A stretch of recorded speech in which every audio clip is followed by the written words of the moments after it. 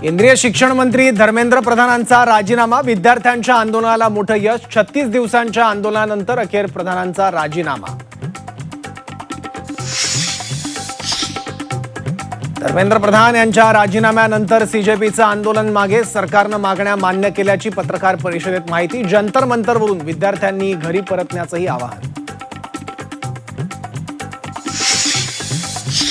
झुकती है दुनिया, झुकाने वाला चाहिए, आपण करून दाखवलं। धर्मेंद्र प्रधानांच्या राजीनाम्यानंतर अभिजित दिपकेंची पहिली प्रतिक्रिया।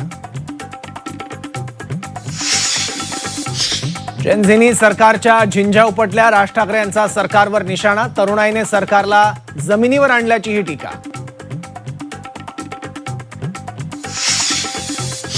एका झुरळाने हुकुमशहाला झुकवलं, धर्मेंद्र प्रधानांच्या राजीनाम्यानंतर उद्धव ठाकरे यांची प्रतिक्रिया। जनता झुरळ असल्याप्रमाणे सत्ताधारी वागत असल्याची टीका। ठाकरे बंधूंचा उद्याचा विजयी मोर्चा होणार, युवा शक्तीची ताकद जगाला दाखवणार। राज आणि उद्धव ठाकरे यांची पत्रकार परिषदेत माहिती। शिवाजी पार्क मैदानावर मोर्चा होणार।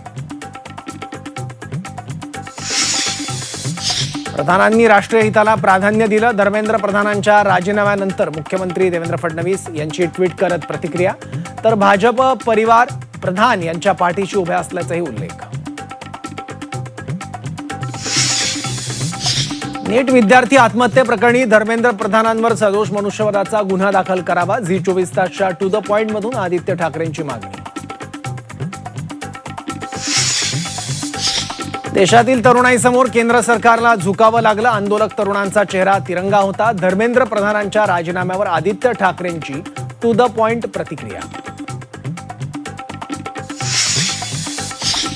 दिल्लीत आंदोलक विद्यार्थ्यांवर लाठीचार्जचे आदेश कुणी दिले? लाठीचार्ज प्रकरणाची चौकशी का होत नाही? आदित्य ठाकरेंचा टू द पॉइंट सवाल।